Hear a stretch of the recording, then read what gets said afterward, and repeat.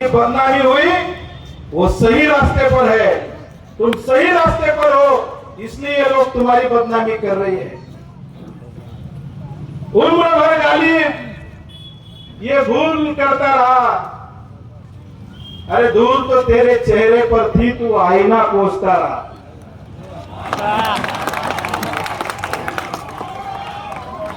कहने वालों का क्या जाता, इनको कहने दो।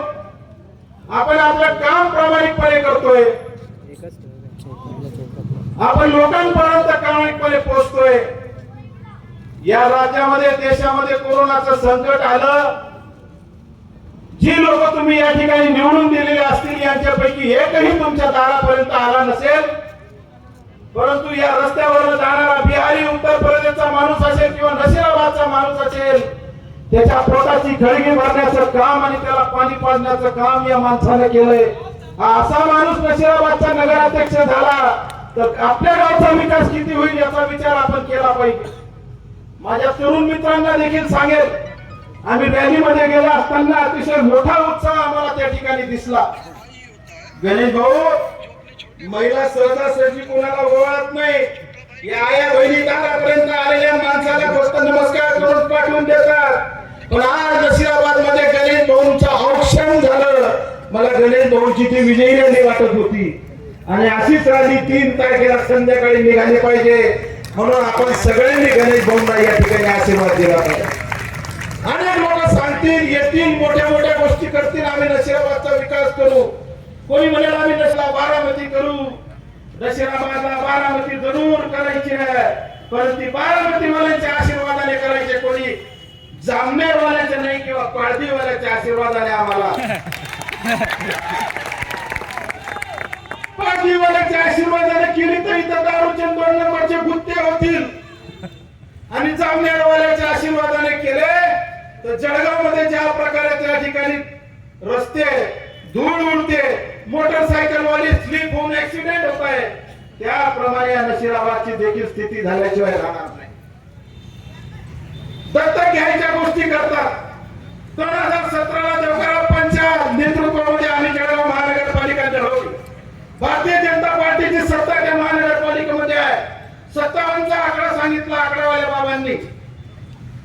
तर जामनेरकरांना आकड्या लावण्याची फार सवय, म्हणजे कुठला आकडा मला माफ करा, ते सांगतात एवढेच निवडून येतील, तेवढेच निवडून येतात, एवढं परफेक्ट सांगतात।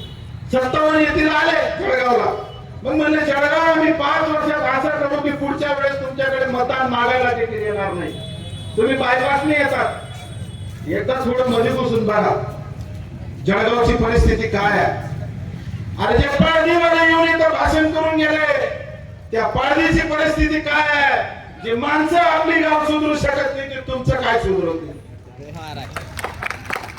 त्या पाळदीचं बस स्टँड देवकरांनी बनवलं, पाळदीचे स्ट्रीट लाईट देवकरांनी लावले, पाळदीचा मधला जो रस्ता आहे बस स्टँड पर्यंत जाण्याचा, पाळदी बायपास पर्यंत आता जमीन आलेला आहे, तिथून पुढचा रस्ता देखील देवकरांनी बनवला। मग त्या 800 चौरस फुटाच्या घरामध्ये राहो की तुम्हाला गरिबी दाखवो। देवकर आपा 2009ला उभे होते तर ते त्यांच्या समोर श्रीमंत होते, परंतु आपा आज यांची परिस्थिती काय झालेली आहे हे देखील आपण बघायला पाहिजे। गेली 15 वर्ष, मला वाटतं 12 वर्ष मंत्रिपद यांच्याकडे आहे, परंतु मतदारसंघामध्ये हे येतील तुम्हाला चांगल्या गोष्टी सांगतील, मला असं वाटत नाही। धरणगाव यांच्या ताब्यामध्ये आहे, धरणगावला यांची सत्ता आहे, धरणगावला एकदा जाऊन बघा, त्या धरणगावच्या लोकांना विचारा, पाणी पुरवठा मंत्री तुमच्या मतदारसंघाचा असून देखील धरणगावला आजही पाणी का मिळत नाही हा प्रश्न अनुत्तरित का राहतो, हे धरणगावकरांना विचारा आणि मग मतदान मागायला आलेल्या लोकांना सांगा। तुमचे नेते ज्या वेळेस या ठिकाणी येऊन सांगतात की आम्ही तुम्हाला पाणी देऊ, आम्ही तुम्हाला या ठिकाणी चांगल्या सोयी सुविधा देऊ, तर मग तुम्ही तुमच्या ताब्यामध्ये असलेल्या आणि तुमची सत्ता असलेल्या ज्या काही नगरपालिका आहेत, जे सत्तास्थान आहेत, त्या ठिकाणी तुम्ही काम का करू शकले नाही याचं देखील उत्तर तुम्ही द्या, हे कुणीतरी या ठिकाणाहून विचारलं पाहिजे। राष्ट्रवादी काँग्रेस पक्षाचा विचार आहे, शाहू फुले आंबेडकरांच्या विचारांवर चालणारा पक्ष आहे। अनेक लोक म्हणतात तुम्ही भारतीय जनता पार्टी शिवसेना बरोबर सत्तेमध्ये गेले आणि मग तुम्ही त्यांच्या विचाराचे झाले। सध्याच आम्ही विकासासाठी मांडीला मांडी लावून बसलो, परंतु पूर्व आम्ही विचाराशी कुठल्याही प्रकारची तडजोड अजितदादांनी केली नाही. या देशामध्ये सेक्युलरिझम वाढलं पाहिजे, राज्यामध्ये पूर्वगामी विचार वाढला पाहिजे आणि आपला बहुजन समाज सुरक्षित राहिला पाहिजे. याच्यासाठी अजितदादांनी भूमिका घेतली. सरकारमध्ये माझे सहयोगी पक्ष जे बोलतील ते बोलतील, परंतु हा अजितदादा सर्व बहुजनांच्या पाठीशी आणि अल्पसंख्याकांच्या पाठीशी उभा राहिल्याशिवाय राहणार नाही. आणि जो माणूस बहुजन अल्पसंख्याकांच्या विरोधामध्ये बोलेल त्यांना आम्ही त्या ठिकाणी दम दिल्याशिवाय राहणार नाही. अशा प्रकारचा दम अजितदादांनी त्यावेळी दिला आणि मग खऱ्या अर्थानं बहुजनांचा नेता म्हणून दादांची एक नवीन प्रतिमा या राज्यामध्ये निर्माण झाली. अजितदादा आज राज्याचे उपमुख्यमंत्री आहे. अनेक लोक सांगतात अमुक खातं आमच्याकडे, तमुक खातं आमच्याकडे, नगर विकास खातं आमच्याकडे. अरे पण त्या नगर विकास खात्याला निधी देण्याचं काम आमच्याकडे. संजय भाऊ साहेब, अर्थ खातं आपल्याकडे, जिल्हा बँक आपल्याकडे. जिल्हा बँकेतून निधी देता येतो का काही? नगरपालिकेला नाही देता येतो ना? हे बघा, एक राज्याची तिजोरी पवारांकडे, जिल्ह्याची तिजोरी पण पवारांकडे. आणि गणेश भाऊंनी नगराध्यक्ष पदाचा उमेदवार व्हावा याच्या मागे शिवाचा वाटा जसा आपांचा आहे तसा संजीव भाऊसाहेबांचा देखील आहे, म्हणून त्यांच्यासाठी एका काळ्या वाटा.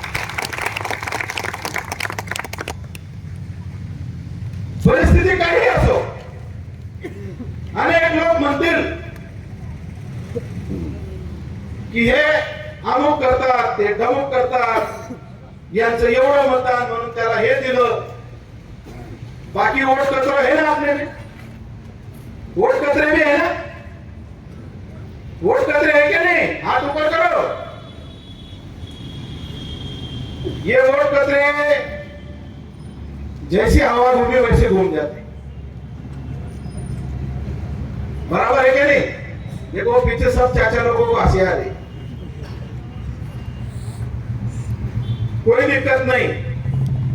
राहत इंदौरी साहब बोलते थे अगर खिलाफ है तो होने दो, जान थोड़ी है, लगेगी आग तो आएंगे कई घर जग में, यहाँ मेरे अकेले का मकान थोड़ी है. त्याच्यामुळे त्यांना जाऊन सांगा, मतदानापुरता फक्त जर ते तुमचा नमस्कार करत असतील तर तुम्ही देखील त्या लोकांना जाब विचारला पाहिजे. ज्या वेळेस या देशामध्ये भाईचारा आणि दोन समाजामध्ये दंगली आणि अनेक विषय केले जातात त्यावेळेस तुमचा विचार कुठे जातो? या नशिराबादचा तो विचार यापुढे कायम ठेवायचा असेल, या नशिराबादमध्ये कुठलाही जातीय सलोखा कायम ठेवायचा असेल, या नशिराबाद मधला झिपरू अण्णांचा उत्सव कायम ठेवायचा असेल आणि या नशिराबाद मध्ये हुसेन बाबाच्या दर्ग्याचा देखील उत्सव हिंदू मुसलमानांनी कायम करायचा असेल तर त्याच्यासाठी राष्ट्रवादी काँग्रेस पक्षाच्या उमेदवाराला आपण निवडून देणं तितकंच गरजेचं आहे. माझ्या आया बहिणींनाही मी सांगेल, चांगल्या प्रमाणे या ठिकाणी आल्यात. मी परवाही बोललो की गणेश भाऊंच्या मिसेस देखील वहिनी साहेब उभे आहेत आणि महिलांना इतकं सोपं आहे भाऊसाहेब नशिराबाद मध्ये काम करायला, भाऊकडे कोणीच जाणार नाही. त्या वहिनींना सगळे सांगतील घरातला हक्काचा माणूस कोणीतरी आहे. आणि म्हणून मग लाडकी बहीण योजना अजितदादांनी आणली. या योजनेला जवळपास 40,000 कोटीचं वार्षिक बजेट आहे आणि ते वार्षिक बजेट फक्त लाडक्या बहिणींसाठी बाजूला काढलं. लोक म्हणजे लाडक्या बहिणींचं केलं, मग लाडक्या दाजींचं काय? पण आम्ही असा विचार केला की लाडके दाजी लाडक्या बहिणींचंच ऐकतात, कारण ते 1500 रुपये आल्यानंतर घरामध्ये जिथे थोडस फूट झाली, आमच्या दाजीचा किस्सा खाली झाला महिनाभराच्या शेवटी बरकतबाई, मग त्या बहिणीकडे सांगता येतं म्हणजे थोडं तुम दिदींना मी आलो, पहिले त्या मावळ्या म्हणायच्या, मग थोडीशी देऊन द्या. पण आता अजितदादांनी त्या माऊलीचा हात सक्षम केला. हे काम राष्ट्रवादी काँग्रेस पक्षाच्या विचारातून आणि अजितदादा पवार यांच्या माध्यमातून झालेलं आहे. तुम्ही मतदान करा, घरच्यांना सांगा. माय माऊलीचं सगळेच जण ऐकतात, मला माहितीये. आज जरी तरुण वर्ग इथं आलेला असेल, या लोकांनी मला तरी वाटतं गणेश भाऊ मी जाऊ आधी जसं म्हटलं की कोणाला काहीही बोलू द्या, मला वाटतं तुमचे गुत्ते नाही, तुमचा बार नाही, तुमचं हॉटेल नाही, म्हणून तुम्ही फुकटचा आमिष कोणाला दाखवू शकत नाही. आज एक दिवस आमिष दाखवाल, परंतु 5 वर्ष ही लोक आपल्या विकासाला मुक्तील एवढंच या ठिकाणून सांगतो. म्हणून तुमच्या हातामध्ये आज सत्ता आहे. उद्या संध्याकाळी 5 वाजेपर्यंत मतदानाची वेळ आहे. सकाळी लवकर उठा. आमच्या आया बहिणींना देखील सांगेन की आजच घरी पक्क करून ठेवा, मतदान कुणाला द्यायचंय. कारण तुमच्या हातात जी ताकद आहे ती आम्ही पाहिलेली आहे विधानसभेला, आणि देवकर आपणनी देखील पाहिलेली आहे. संजू भाऊसाहेब लाडक्या बहिणीत काय ताकद येते. अनेक लोक सांगतात ईव्हीएम. आमचा विश्वास नाही. आपण 1.25 लाख मतदान घरातलं महिलांचं प्रत्येक मतदारसंघात. कधी काही महिला बाहेर निघाल्या, भाऊसाहेब तुम्ही आज पूर्ण महाराष्ट्राचा डेटा काढा प्रत्येक विधानसभेचा, आणि त्या विधानसभेमध्ये जर 3 लाख मतदान असेल, 3 लाखामध्ये जर समजा 2.25 लाख लोक असतील आणि उर्वरित महिला असतील, 2.25 लाख पैकी तर लोकांचं मतदान इकडे तिकडे होतं. पण यांनी जो एक ठोक महायुतीला टाकलं, सगळ्यांच्या तोंडाला हात लागले की हे काय झालं. मग त्याचं कारण आम्ही शोधलं की हे कसं काय होतं. जेवढ्या महिला तेवढ्या पुरुषांचं मतदान कसं काय पडतं. तुम्हाला कोणीतरी सांगितलं, मी जाता जाता सांगतो की म्हणजे माणूस जो असतो ना तो घरात आपल्या बायकोचं जास्त आहे तो. खरंय ताई, ऐकता की नाही? तुमच्या सगळ्यांचं ऐकता की नाही? तुम्ही ऐकता का मग सगळेजण? एक राजा होता, राजा, आणि त्या राजाने फरमान काढलं की माझ्या नगरीमध्ये जो माणूस बायकोचं ऐकत नसेल त्या माणसाला मी घोडा देईल, आणि जो ऐकत असेल त्याला लाडू देईल. मग असे अनेक लोक गेले. अनेक लोक राजाकडे गेल्यानंतर प्रत्येकाने त्यांची चाचपणी केली, हे खरंच ऐकतो की नाही, खरंच ऐकतो की नाही. त्याच्यात एकच नमुना सापडला. त्यांनी सांगितलं, राजासाहेब मी ऐकत नाही. पण राजाने सांगितलं, याला आपला काळा घोडा आहे तो देऊन टाका. आता तो घोडा घेऊन माझ्या आयटीत गेला घरी, आणि बाई दारातच धुणं धुत होती. आता धुणं धुणाऱ्या बायकोनी पाहिलं, म्हणजे माया म्हणे तुम्ही तर चांगला घोडा घे आले म्हणे. कोणी दिला म्हणजे राजाने. म्हणजे काबरा म्हणजे मी राजाला सांगितलं मी बायकोचं ऐकत नाही म्हणून मला दिला. म्हणजे घोडा एकदम भरे, तुमचे कपडे पांढरे, तो घोडा बी पांढरा पाहिजे होता.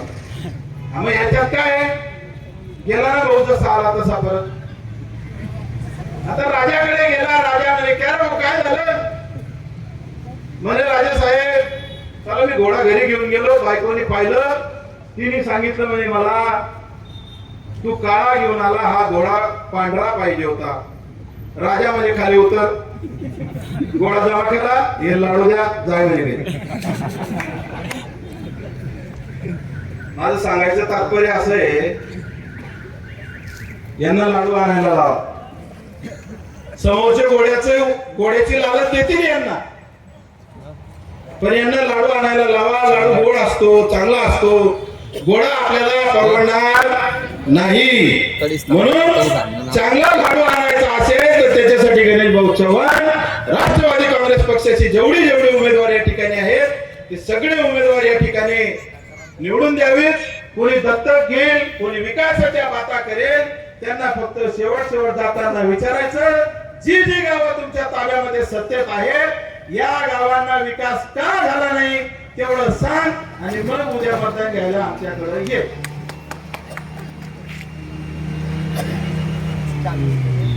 मग आमच्याकडे मतदान घ्यायला ये. राष्ट्रवादी काँग्रेस पक्षाच्या घड्याळ चिन्हावर आपण उद्या सगळ्यांनी मतदान करायचं आहे.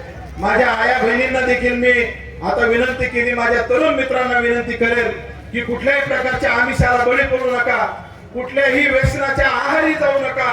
एक चांगला माणूस, एक सुसंस्कृत माणूस, त्यांनी सांगितलं मी सालदाराचा पोरगा आहे म्हणून सालदाराचा पोरगा हा इमाने इतबारे काम करेल, कारण सालदार हा आपल्याकडे इमाने इतबारे काम करतो आणि त्यांचा डीएनए तो आहे की गणेश भाऊ नक्कीच इमाने इतबारे काम करतील, देवकर आपणच्या नेतृत्वामध्ये करतील, संजय भाऊसाहेबांच्या नेतृत्वामध्ये करतील. ज्या ज्या ठिकाणी त्यांना निधी पाहिजे असेल त्या त्या ठिकाणी अजितदादा पवार या नशिराबाद साठी कुठल्याही प्रकारचा निधीची कमतरता पडू देणार नाहीत एवढंच आश्वासन या निमित्तानं आज या ठिकाणी देतो आणि माझे 2 शब्द संपवतो. धन्यवाद. जय हिंद, जय महाराष्ट्र. जाता जाता घोषणा राष्ट्रवादी काँग्रेस पक्षाचा गणेश भाऊ तुम आगे बढ़ो. एकदा हात वरती करून सगळ्यांनी हात वरती करायचा आहे. कोण म्हणतं येणार नाही, कोण म्हणतं येणार नाही. उद्याचं मतदान कोणाला? जोरात उद्याचं मतदान कोणाला? सबको दिखाना 1 नंबर. परवा इथं कोणीतरी बोललं की आपण फक्त 22 प्लस आहेत. गणेश भाऊ तुम्ही 22 प्लस झाल्याशिवाय राहणार नाही एवढी गोळी यांच्या मतदान देतो. धन्यवाद.